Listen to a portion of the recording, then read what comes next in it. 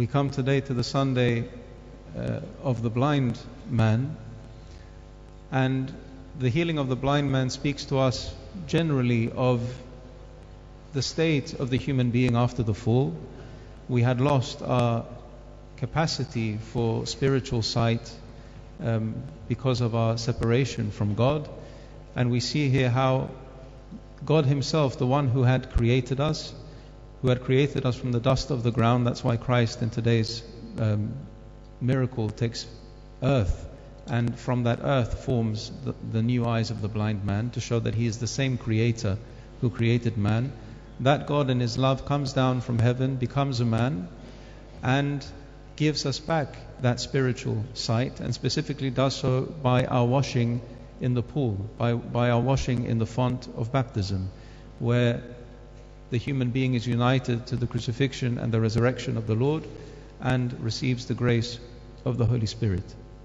And it also talks about how the human being is blinded by pride, and it shows us how the rest of the people, and especially those who were learned, the Pharisees and the scribes and the Sadducees, who studied and read the scriptures day and night and knew every word of the scriptures inside out, but because of the hardness of their heart, they were completely blind to recognize the Messiah who stood in front of them.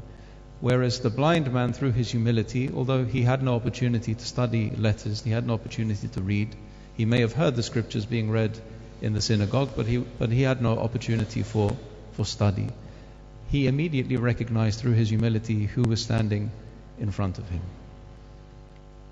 But the blindness of this man also says something about the blindness that we all have in relation to one another, because we move around in this world essentially relating to one another as if we're all shadows, in the same way that a blind person can approximate who and what is in front of him by using his sense of touch, his sense of hearing, and he can imagine what a person looks like by running his fingers across their face. He can imagine what a tree might look like, but he can only approximate. He can't see with clarity, he can't perceive with clarity what he has in front of him. And the same is true of us. We see all of these faces of all these people who move in and out of our lives, and we may know their names and we may know basic details about them, but every single human being is unique. Every single human being is an icon, is an image of God. Every human being is a microcosm, is a small universe, according to the Church Fathers. And every human being has immense depth. And it almost never happens that we even try to perceive and to connect with other people on the level of that depth and of that recognition. All our interactions are superficial. And our failure to connect with people in this way is no doubt why we live in an age characterized by loneliness and depression. Not only from being alone, but even within groups of friends, even within marriages, even within people who have people around them all the time, are plagued by this feeling of isolation and loneliness. And we hear all the time from people that no one understands me, no one sees me, no one feels me. And this is because of this lack of depth in our interpersonal relationships and in our communication. But if we want other people to see us as we want to be seen, we first have to give them that sight.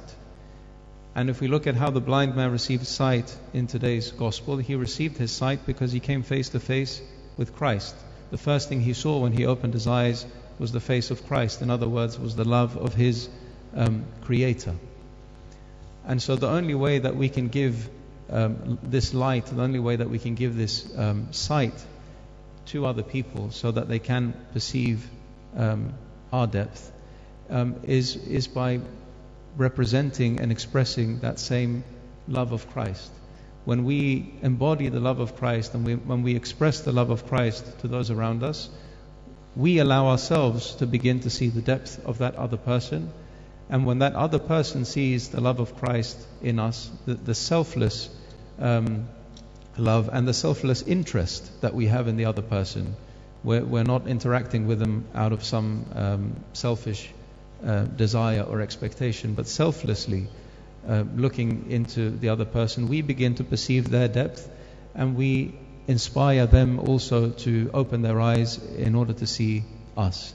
And so we will not be seen, we will not be felt, we will not be understood by sitting and waiting for the people to open their eyes. We have to open their eyes by embodying the love of Christ and becoming that light. And so in order to receive light, we first have to give light. Like St. Paul says, it is more blessed to give than to receive. Not only is it more blessed, but it's the only way to receive, is first to give.